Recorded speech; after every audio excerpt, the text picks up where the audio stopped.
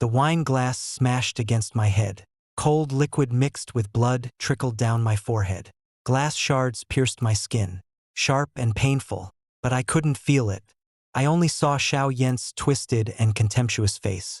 Poor bastard. How dare you compete with me for a woman? Do you think I'm giving you face? He kicked me right in the chest.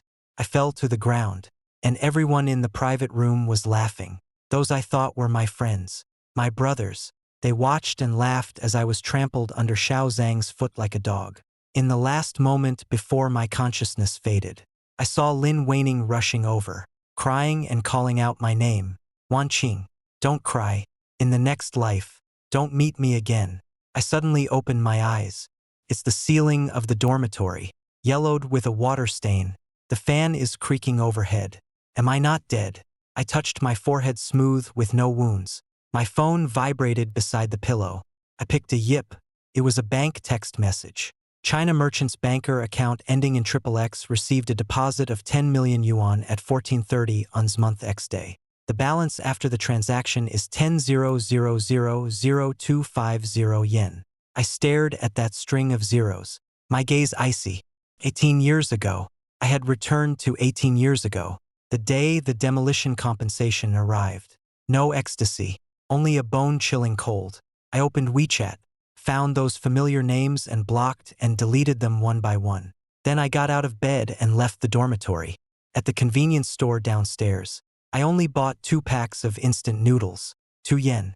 Back in the dorm, a sour smell wafted over.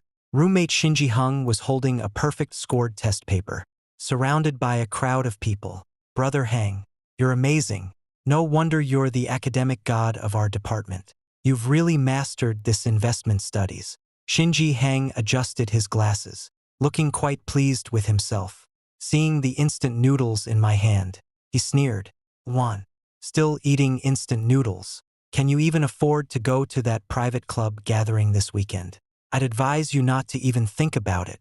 Places like that are off limits to the poor. You wouldn't even make it through the door. I ignored him, tore open the instant noodle package and poured in hot water.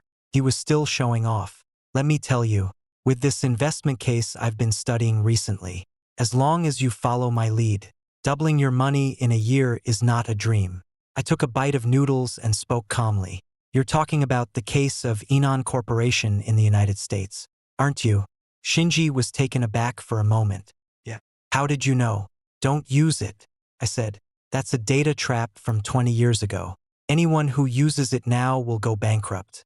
Shinji's face instantly turned red. What do you know? You're just a poor guy who eats instant noodles every day. And you think you're qualified to talk about investing. You're just jealous.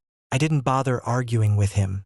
I walked straight over to his computer and opened a stock trading software. After tapping a few keys on the keyboard, a stock popped up on the screen. Washing convertible bonds. Everyone in the dorm gathered around. Isn't that the junk stock that's about to be delisted?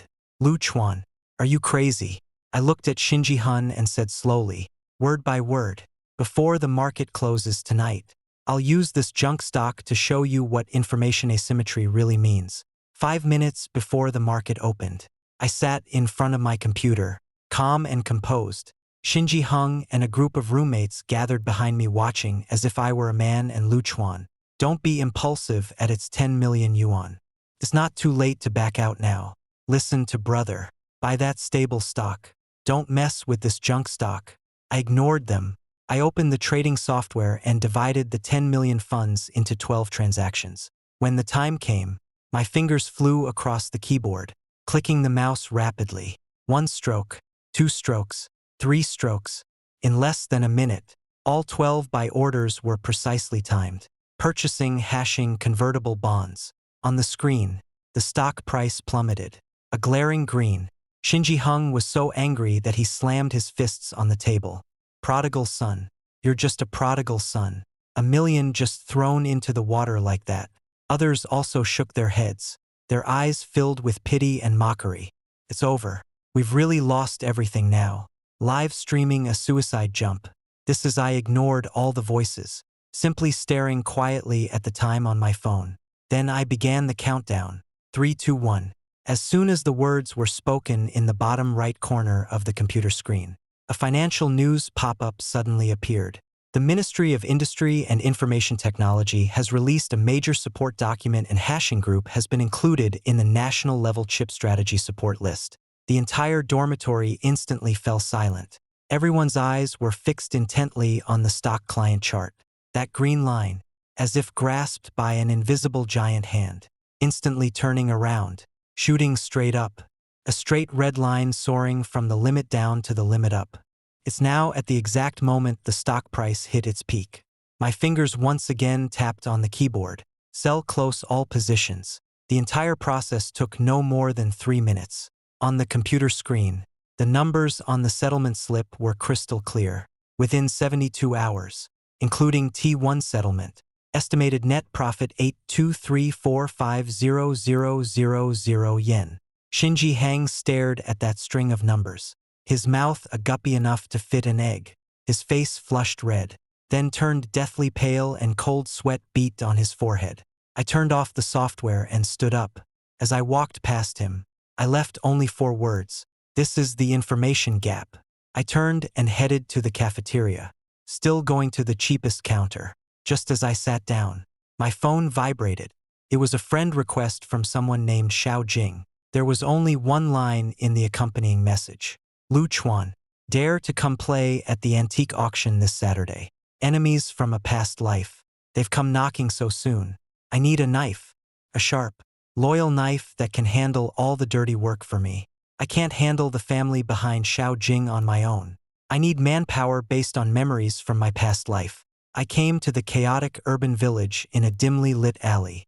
I found him, Zhou Qin, former Special Forces King, my future dark blade. At this moment, he is surrounded by 3 tattoo-covered thugs. Zhou Qin, don't be ungrateful. Paying back debts is a matter of course. If you don't pay back the money today, we'll sell your sister to the black market to settle the debt. A yellow-haired thug held a steel pipe, pointing it at Zhou Chen's nose. Zhou's fists clenched with a crackling sound, his eyes like those of a trapped wild beast. But he didn't make a move because his sister was still in the hospital, waiting for the money to save her life. I didn't rush forward. I just leaned against the entrance of the alley, calmly took out my phone and turned on the video recording function. I waited until they finished speaking before walking over unhurriedly. Usury with an annual interest rate exceeding 36 is illegal. This contract of yours is full of traps from start to finish. And that comment about selling you to the black market just now already constitutes the crime of intimidation and extortion. I shook the phone in my hand. I've recorded the video. Call the police now and none of you will get away. The scar-faced man in front of me changed expression. He stared at me intently, trying to see any sign of fear on my face. But he failed. My gaze was colder than his. A few seconds later, he spat. Kid, you've got guts. Let's go. The 3 thugs left, cursing and grumbling. Zhou Chun looked at me, his eyes filled with vigilance. Who are you? I didn't answer him. I took out a prepared employment contract and a bank card from my bag and handed them to him. Your sister is at City 3rd Hospital. She has acute leukemia and needs a bone marrow transplant. The surgery and subsequent rehabilitation will cost about 2 million. Z. Ho Chen's body jolted violently. I continued speaking. There are 3 million in this card, but the money isn't for you. It's an advance on your salary. I need an absolutely loyal partner to help me handle some matters. Sign this and I'll guarantee your sister's life. Zhou Qin stared at me intently, as if trying to pierce through my soul. After a long while, he took the pen and signed his name at the end of the contract. The handwriting was bold and forceful. He looked up. His voice, "What do you want me to do?" I smiled slightly. Start by being my driver. Go to an auction. Meet old friends. Saturday antique auction. Joining drove a rented Audi A6 and parked it in front of the opulent hotel entrance. I got out of the car wearing an ordinary hoodie at the entrance. Xiao Jing had long been waiting with a group of rich second-generation heirs. When he saw me, it was as if he had spotted the biggest joke of all time. Hey, isn't that Lu Chuan? You came here just wearing a hoodie. Do you know what kind of place this is? The driver is good. Where did you find him? He looks quite capable. The henchmen around him burst into laughter. I didn't speak and walked straight into the venue. The auction began. Xiao Zhenang's revenge also started. The first item up for auction was a Ming Dynasty blue and white porcelain vase. I raised my paddle 1 million. Xiao Yung immediately follows up 1.5 million. Second, Tenjian's calligraphy and paintings. I raised my bid card 3 million. Xiao Yung didn't even think twice. 5 million. He was clearly targeting me. Every time I raised my paddle, he would maliciously drive up the price far beyond the market value. All the rich second-generation heirs in the room were watching me with amusement in their eyes. Watch how this reckless poor boy is manipulated by Xiao Jing at his whim. I pretended to be somewhat annoyed, hesitating several times when raising my bid, but each time I was forced to give up under Xiao Yang's frenzy bidding. Xiao Jing grew increasingly smug. He felt he had completely got me under control. Finally, the last highlight item of the auction made its appearance. A seemingly ordinary-looking stone. The host introduced it as a jadeite rough stone transported from the old mines of Myanmar. Starting bid, 1 million. I took a deep breath and raised my paddle. 1100000. Xiao Jing smiled. This was the moment he had been waiting for. 5 million. I furrowed my brow, seemingly hesitating. 6 million. 10 million. Xiao Jing shouted until his face turned red, as if the stone contained his family's ancestral grave. Prices have been soaring all the way. 25 million.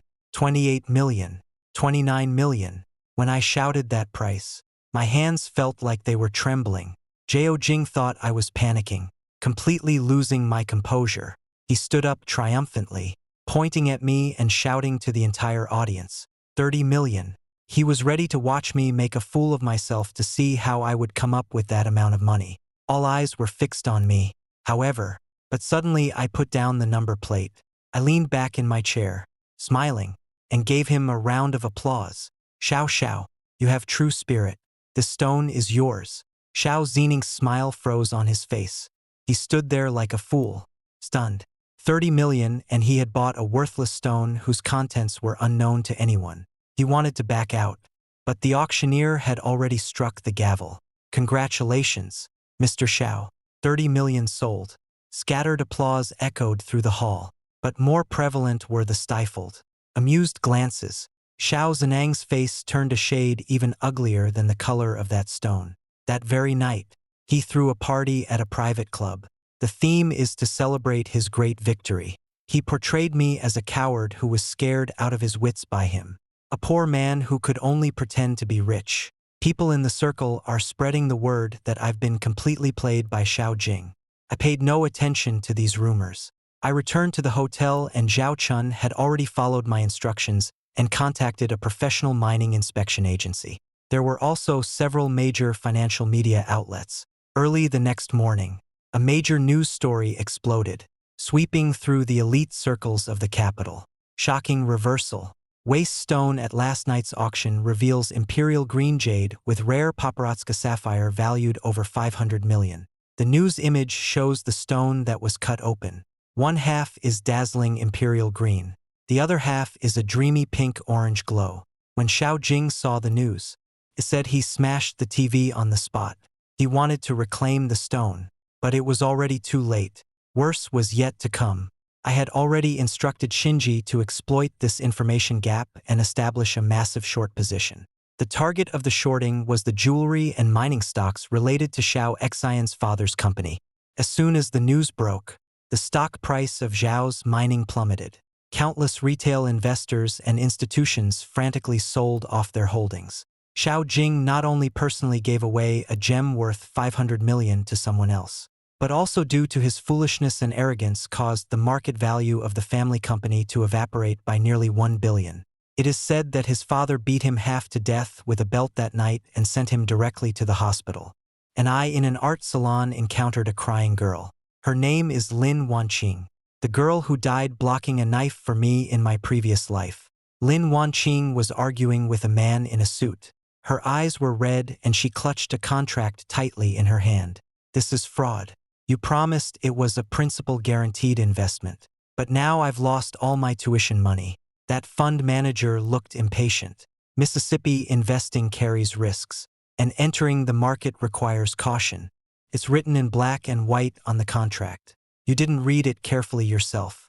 So who can you blame? The people around pointed and whispered, but no one dared to step forward because that fund is a very famous cultural fund in the capital with deep connections. I walked over taking that contract from Lin Wanchin with just a glance. I smiled. I pointed to a line of fine print in the contract's appendix and said to the fund manager, according to Article 34 of the trust law, the settlor shall not establish a trust with illegal property or property that cannot be used to establish a trust under this law. Your fund's use of student tuition fees for leveraged investments is itself a violation of regulations. I took out my phone and in front of him, found a number. I'll call the Financial Arbitration Committee right now. Let's talk about the money-laundering operations behind your fund. The ones that can't see the light of day. The fund manager's face instantly turned deathly pale. Cold sweat trickled down from his temples. He snatched my phone away. Stop. Don't hit me. Let's talk. Let's talk calmly. 3 minutes later, Lin Wing's phone received a transfer notification. Not only did I get back all the tuition fees I was scammed out of, but the other party also paid an additional hush money. Lin Wing looked at me, her eyes sparkling. Thank you. What's your name? Luchuan. My name is Lin Waning. Overwhelmed with gratitude. She told me that she was an outside member of a high-end social circle in the capital. That circle gathered true power brokers and major capital figures. Juan, your talent shouldn't be buried. There's a party next week. Come with me. This is an opportunity to get close to the real core circle. I agreed. At the party, I still wore a simple hoodie, silently sitting in the corner. My low profile and mystery instead sparked curiosity among the insiders. They were all speculating whether I was the illegitimate child of some reclusive wealthy family. Then I saw someone I didn't want to see. Xiao Jing. He was pushed in, sitting in a wheelchair. He looked at me, his eyes filled with resentment and murderous intent. Xiao Yen's counterattack came faster and more ruthlessly than I had imagined. He no longer resorted to those underhanded tricks. Instead, he directly mobilized his family's network of connections. The day after the gathering ended, I received notifications from 3 banks. Mr. Luchuan, due to unusual fund movements associated with your account, we have frozen your account in accordance with regulatory requirements. The more than 10 million in my card instantly turned into numbers I could no longer access. Immediately afterwards, a flood of negative information began to appear on campus forums and various social media groups, saying I run a shell company and engage in illegal fundraising. They said I use money obtained through deception to pretend to be a rich second-generation heir and infiltrate the upper class. So, Ursa funds unknown. This hat being put on me is enough to make me socially dead in this circle. Shinji Hung was as anxious as an ant on a hot pan. Brother Chuan, what should we do? The money has been frozen. Everyone outside is saying you're a fraud. Join stood behind me, silent, but his clenched fists betrayed his anger. Yet, I remained unusually calm. I asked Join to do something. Go check all the tax records of the Xiao Group from the past 5 years, especially the transaction flows in their overseas accounts. I want all the evidence of tax evasion. Then I turned to Shinji Hun. How much of our reserve fund is left? Less than 500,000. Enough. I opened a brand new laptop through an offshore trust channel that I only knew from a previous life, which Lin W. Qing had inadvertently mentioned. I transferred the 500,000 into the overseas cryptocurrency market. At the same time, I had Shinji Hing connect his high-frequency trading program to this market. There is only one goal: short the related stocks of Xiao Group holdings. Xiao Jing thought that by freezing my funds, I would become a fish on the chopping block. He is wrong. The real war has only just begun. No more millions in funds.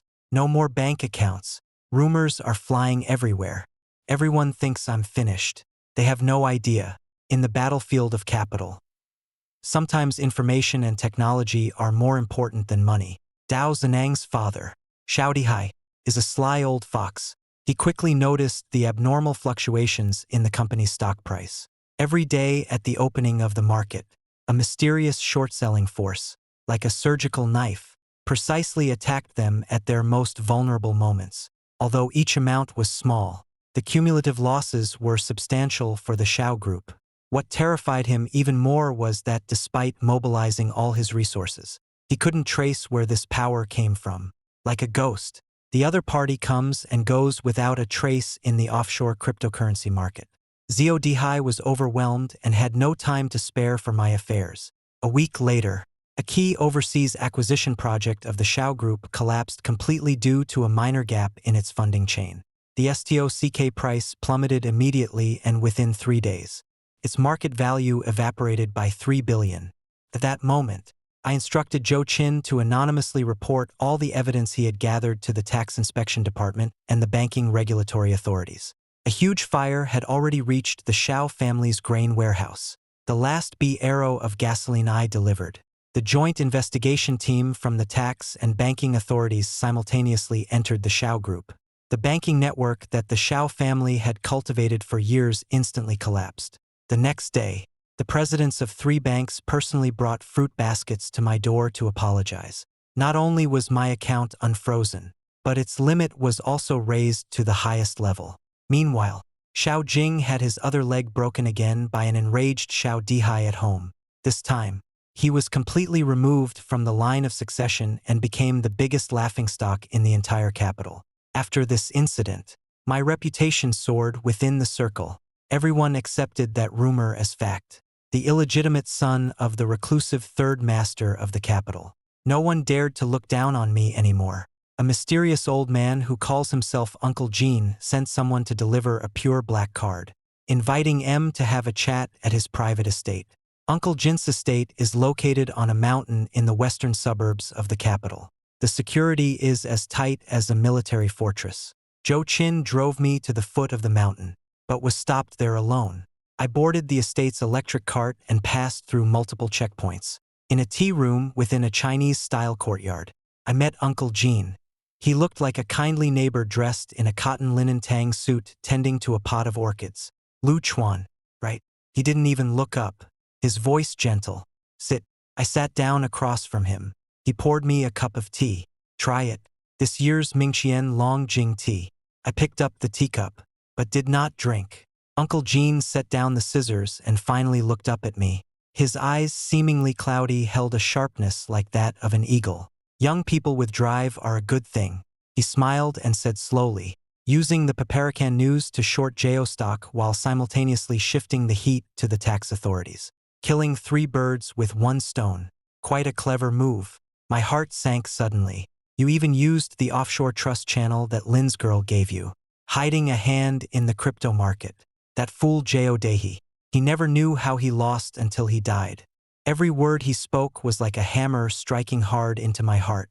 All my moves, all my hidden cards were as transparent as glass before him. He lifted his teacup and blew gently on the steam. Young man, you have quite the appetite. Unfortunately, you're causing trouble on my turf. He set down his teacup, making a soft clink.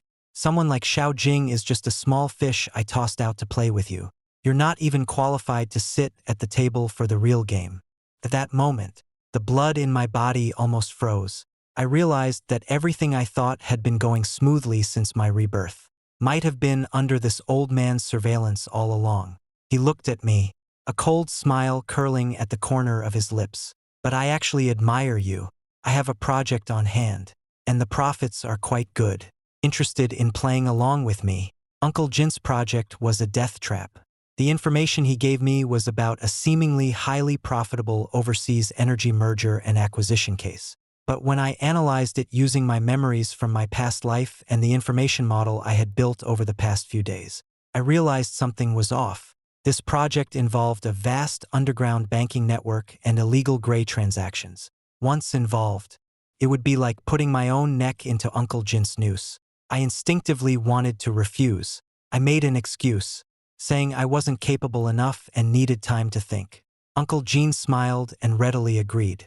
No rush, young man. It's good to think things over. However, the next day, while Shini Hing was conducting an experiment in the chemistry lab, a bottle containing highly corrosive liquid accidentally fell from the shelf, landing half a meter away from his feet. He was terrified when Zhao Qin was riding his motorcycle to the hospital to deliver food for his sister.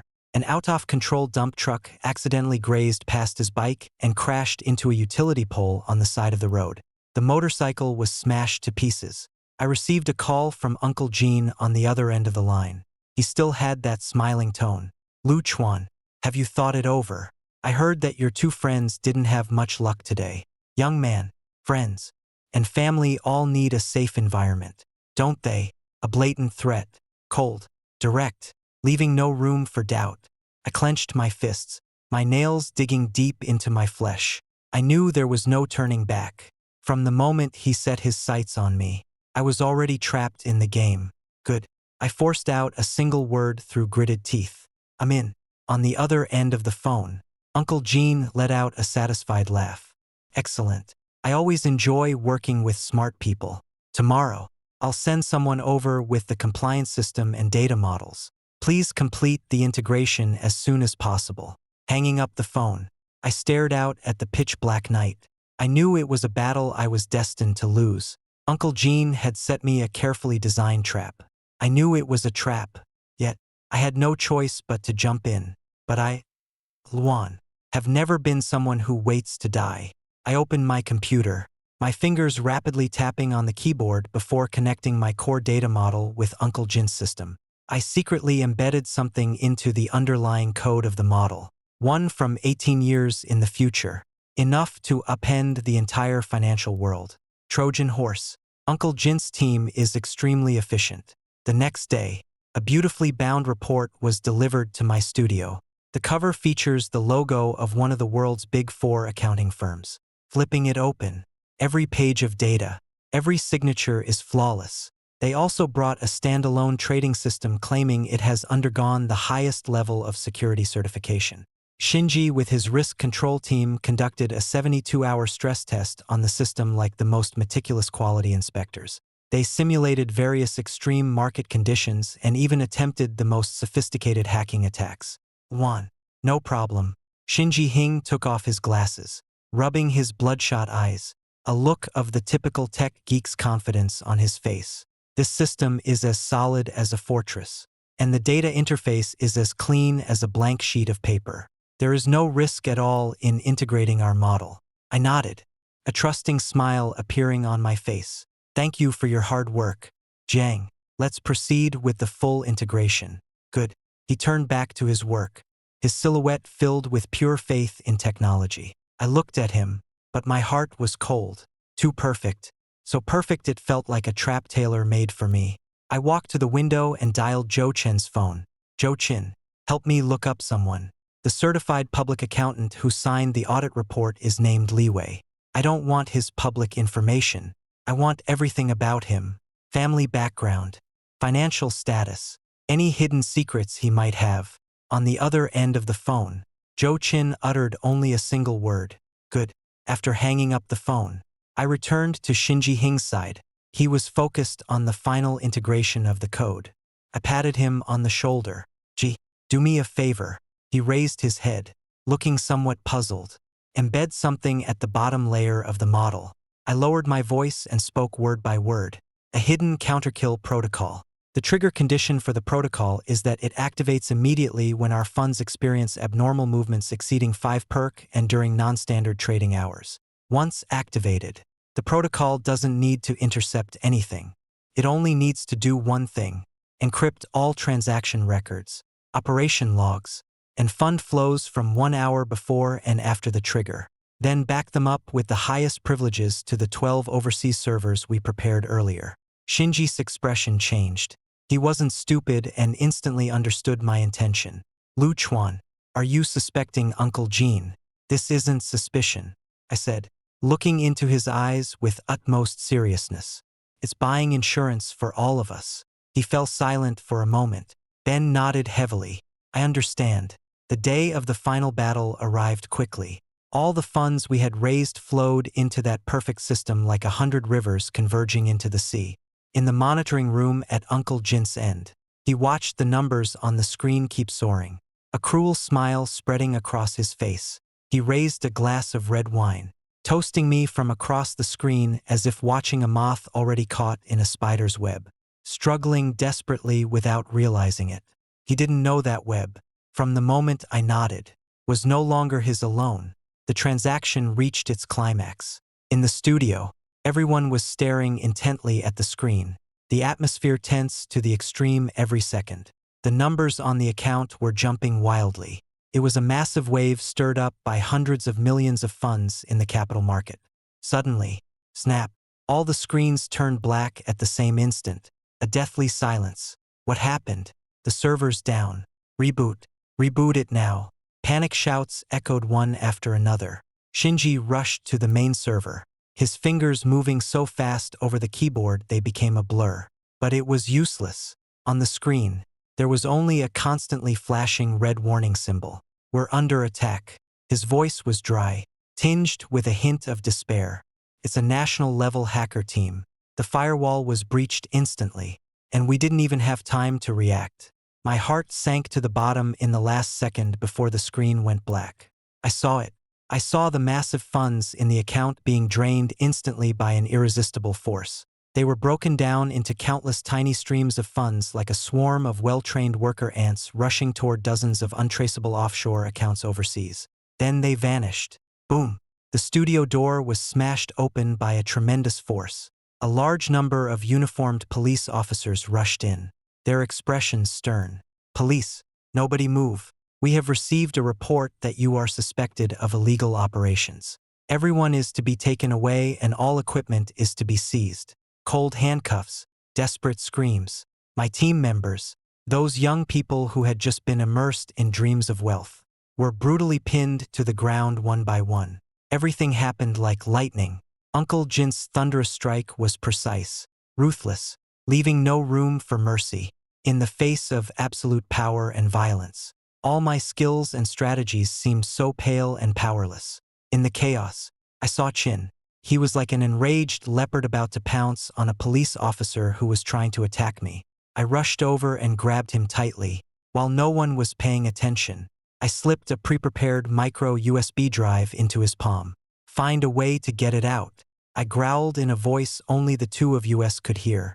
Stay alive. Joe Chen's eyes were red. He clutched the USB drive tightly and nodded firmly. He was flanked by two police officers escorting me out together. In Uncle Jin's plan, I was the main culprit. He wanted to ensure I was safely delivered into the legal net. Only, this net was one he had woven himself. Can we break through this net? I don't know. All I know is that the USB drive in Zhao Chen's hand is our only hope. The underground garage is cold and damp. Blinding headlights suddenly lit up from the corner and several black business cars tightly blocked our way. The car door swung open and 7 or 8 burly men wielding steel pipes jumped out, their eyes fierce like wolves eyeing their prey. They weren't police officers. They were assassins hired by Uncle Jin. The police officers escorting us pad, instinctively shielding us behind them.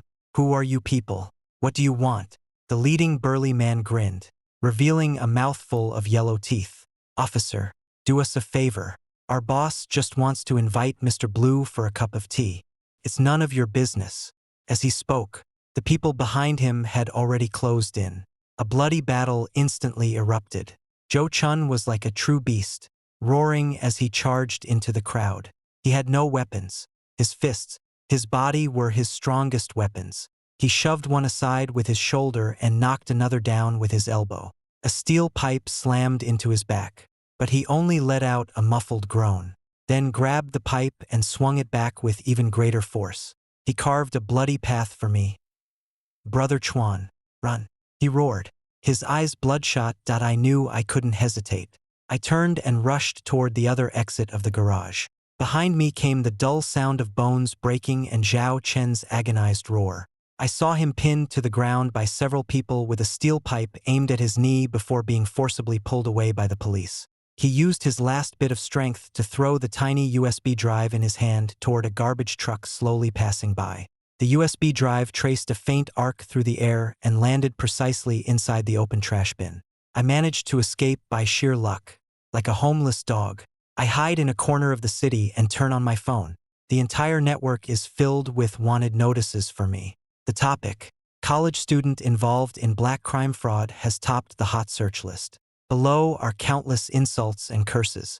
Overnight, I went from being the pride of heaven to a rat scurrying in the streets, despised by everyone.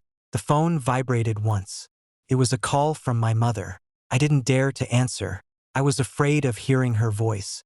I would completely break down. Then a multimedia message arrived. I opened it.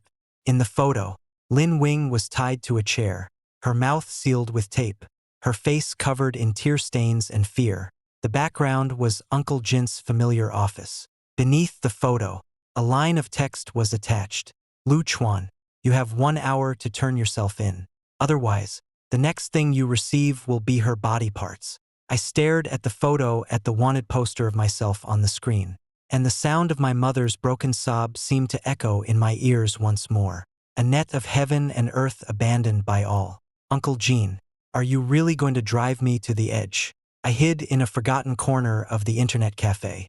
The air here was thick and foul, filled with the smell of smoke and instant noodles. Yet, I felt a strange sense of safety. I stared at the negative news about me on my phone, watching my parents' haggard faces. Their hair turned white overnight. They were surrounded by reporters and pointed at by neighbors. I can't imagine how much pressure they must have endured. A new news alert popped up. Shin, a core technical staff member at Tanya Capital, committed suicide by jumping from a building early yesterday morning due to an investment model being maliciously exploited, resulting in massive client losses and astronomical debts. Despite rescue efforts, he remains in the ICU under observation. Shinji Hing. My mind went blank with a loud buzz. That simple tech geek. The brother who would get excited for days over a perfect algorithm. He just wanted to change the world with technology. But I dragged you into this filthy hell. Money, fame, comrades, family, love, everything I once had, and everything I was about to have all vanished overnight. I clutched the last coin in my pocket, the change left over from buying instant noodles. I walked out of the internet cafe, aimlessly wandering unconsciously. I found myself standing on a pedestrian overpass below the bridge. Cars flowed like a river, resembling a roaring steel dragon. The evening wind was biting, making my thin sweatshirt flap loudly. At this moment, I had returned to a situation even more tragic and desperate than in my previous life. In my past life, I was merely poor, but now, I had nothing and I carried the blood, tears, and hatred of everyone. Perhaps if I jumped, everything would end. I closed my eyes and took a step forward. At that moment, my phone in my pocket vibrated. I thought it was another urgent message from Uncle Jean. I numbly pulled out my phone. It was an anonymous text message. There was no threat, no intimidation, just an address. Ching Nan Waste Treatment Plant Furnace. No. 3. My pupils suddenly contracted. Is this a trap? Another trap set by Uncle Jean to lure me in? Or the last clue Zhao Chim left for me? I looked at the cars speeding under the bridge, then glanced at the text message in my hand. Deep down, a faint spark was reignited. What is there to fear for someone who has already died once? Uncle Jean, you want me to surrender. You want me to break down. But I refuse. As long as I'm still alive, this game is not over. I found the cheapest basement apartment. In the mirror, I saw a version of myself that was completely unfamiliar. My face was covered in stubble. My eye sockets were sunken, and my eyes were filled with exhaustion and bloodshot. But as I looked into those eyes, I remembered the regret I felt just before my death in my previous life. I didn't die from lack of money, but from lack of brains. Yes, brains. As long as I still have my brain, I haven't lost. My gaze became sharp again. I used my last bit of money to buy a worn-out work uniform and a dirty hat at a second-hand market. I disguised myself as a scavenger and sneaked into the Southern City waste treatment plant. The place was filled with a foul stench with massive piles of garbage stretching endlessly. Rotting food, discarded plastics, and other waste were mixed together, emitting a nauseating odor. Uncle Jean had indeed set up spies here. Several men in security uniforms appeared to be patrolling, but their eyes were unusually alert, constantly scanning every corner. I lowered my head, hunching my back, rummaging through the trash like a real scavenger. I avoided their gaze, but my mind was racing. Joe Chin threw the USB drive into a passing garbage truck. Based on the garbage truck's collection route and schedule, combined with the processing plant's zonal handling procedures, that USB drive is most likely in Zone 3, specifically in the batch of garbage that the No 3 incinerator is about to process. I quietly sneak into Area 3. A massive mechanical arm is grabbing trash and sending it onto the conveyor belt. At the end of the conveyor belt is a furnace emitting black smoke. Time is running out. I plunged into the pile of wet, slimy kitchen waste, frantically searching with my bare hands. Nauseating juices coated my hands and clothes, but I didn't care. My eyes were locked on the conveyor belt, my heart pounding wildly the moment the alarm for incinerator number 3 went off. My fingertips touched a small, cold, and hard object. It's it. I clutched the tiny USB drive tightly, scrambling out of the garbage heap and disappearing into the night. Back in the basement, I plugged in the old worn-out computer I had picked up from the secondhand market. The USB drive was successfully read. The moment I opened the folder, my breath caught in my throat. Inside was not only the complete ledger of Uncle Jint's underground bank for the past 5 years, but every single record of money laundering was crystal clear. There is also a folder encrypted by Shining Jiang using a special algorithm. I trembled as I entered the password we had agreed upon. The folder unlocked. Inside was a complete backup of the counterattack protocol, along with all its source code. Evidence secured. I stared at the dense data on the screen. They were no longer just cold and numbers. They were bullets. Bullets powerful enough to bring down Uncle Jint's vast empire with a single shot. I need a gun that can fire these bullets. Uncle Jint's influence is immense within the country. I have no chance at all. I must rely on external forces. Using the little money I had left, I contacted a legendary tech expert through the dark web, code-named Prometheus. I sent him part of the counterattack protocol code.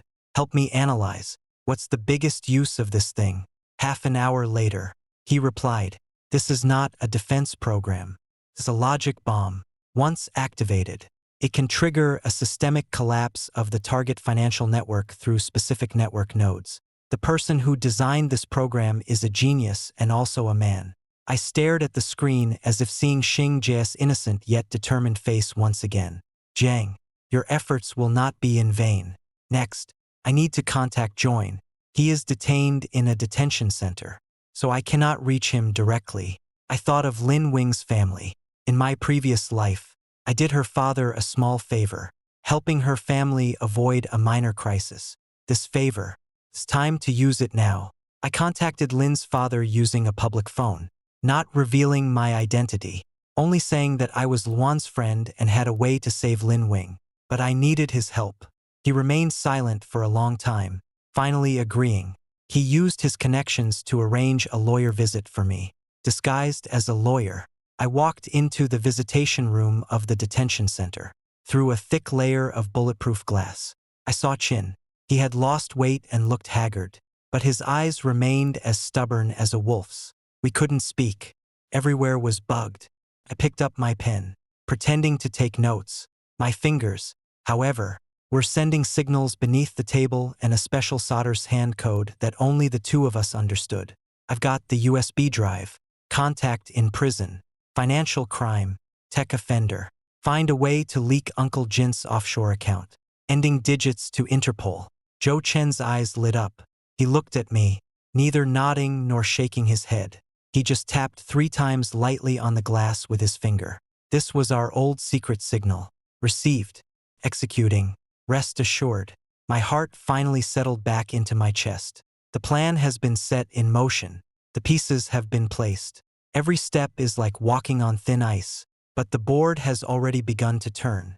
My next step, and the most dangerous one, I'm going to meet Uncle Gene. I'm going to personally enter the tiger's den for one final gamble. I took the initiative to contact Uncle Gene. He used a number he would never have guessed. "Uncle Gene, it's me, Lu Chuan." There was a silence on the other end of the line for a few seconds. Then came his signature laugh. "Lu Chuan, you little rat, finally willing to come out of your hole. your friends, your woman theory, all waiting for you. I surrender, I said, making my voice sound weary and desperate. I'm willing to hand over all the backup data. Just spare them and give me a way out. Uncle Jint's tone was full of amusement. Wouldn't it have been better if you'd done this earlier? Come to the top floor of my vault tower. I'll be waiting for you there. Remember, come alone. After hanging up the phone, I took a deep breath. Vault tower, Uncle Jint's stronghold, heavily guarded, surrounded by assassins. This journey is a matter of life and death. But I must go. I need to buy time for Zhao Qin and Prometheus to carry out their plan. I didn't bring any weapons. I only brought a laptop, which was connected to a global real-time stock market data terminal. I walked into the glittering lobby of the vault building. 2 bodyguards in black suits searched me expressionlessly, and only after confirming that I was not carrying any weapons did they lead me to the private elevator that went to the top floor. In the top floor office, Uncle Jean sat leisurely in his boss chair, with half the city's night view at his feet. Then Waning was tied to a pillar nearby. Seeing me, she shook her head frantically, tears welling up in her eyes. A dozen assassins were scattered around the room, their cold gazes like nails piercing into me. My little genius, you've finally arrived. Uncle Jean smiled and stood up, patting my face. I thought you really had 3 heads and 6 arms. Hand over the goods. I acted very compliantly, turned on the computer, and connected the terminal to his network. The data is all in the cloud. I need to operate it for a moment. Be my guest. Uncle Jean looked at me with a smug expression, as if admiring an ant about to be crushed. He returned to his seat, lit a cigar, and leisurely blew out a smoke ring. Young man, remember in your next life not to mess with people you can't afford to offend. I ignored him. My fingers danced rapidly across the keyboard. On the screen, countless lines of code scrolled swiftly to Uncle Jean and everyone else. I appear to be transmitting data. Surrendering. They didn't know. I'm initiating a program capable of burying them all. A revenge protocol from hell. Uncle Jint's patience is running out. He glanced at his watch, and the smile on his face gradually faded. Kid, you'd better not try any tricks. One of the assassins behind him had already reached into his jacket. I knew the time had come. Just as Uncle Jean was about to give the order to act, I pressed the enter key. It started. I said softly, "What started?" Uncle Jean frowned. I didn't answer him, just looked up at him and smiled. A cold, bone-chilling smile he had never seen before. What I initiated was not a surrender protocol. It was the counterattack protocol buried by Shinji with his life and talent. The protocol, like an invisible ghost, instantly penetrated through Uncle Jint's internal network, infiltrating the trading systems of all the listed companies and affiliated accounts under his control. It wasn't an attack, but rather the activation of a hidden backdoor, a system vulnerability that Shinji had discovered long ago, but kept secret. At the same time, I invested all my remaining savings into the stock market through an encrypted channel on the dark web. I didn't buy on the rise. I used every lever at my disposal to launch a reverse attack on Uncle Jint's core assets. What I want to do is not make money, is to create a panic, a liquidity. Why panic sufficient to trigger an avalanche? Ding, ding, ding. Uncle Jint's phone started ringing frantically. 123. Almost at the same time, calls from all the traders under his command came pouring in. Boss, this is bad. Our stock is being hammered by massive sell orders. The system is out of control. We can't cancel the orders. It's down to the limit. Ling technology is at the limit down. Uncle Jean stared in horror at the huge stock market monitoring screen in front of him. On the screen, the stocks under his name plummeted like kites with broken strings, experiencing a cliff-like drop one after another. Green lean-down boards were shocking like tombstones. His financial empire was collapsing at a visible speed. It's you. You did this. Uncle Jean finally reacted. His face twisted into a grotesque expression like a beast cornered into a desperate situation. He suddenly pulled a pistol from the drawer. The dark muzzle pointed directly at my forehead. You think you can win like this? I'll kill you first. He roared, his eyes filled with madness and a desire for destruction.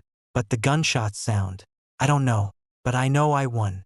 Just 1 second before Uncle Gene pulled the trigger. Bang, bang. The massive glass curtain wall of the office was instantly blown apart. Countless shards of glass flew inward. Several special police officers in black tactical gear descended from the sky like divine soldiers, their guns aimed at everyone inside the room. At the same time, the office door was violently burst open. A group of law enforcement officers dressed in different uniforms but with equally sharp eyes rushed in. The leader, a blonde foreigner with blue eyes, flashed his credentials. Interpol. We suspect you of involvement in large-scale international money laundering.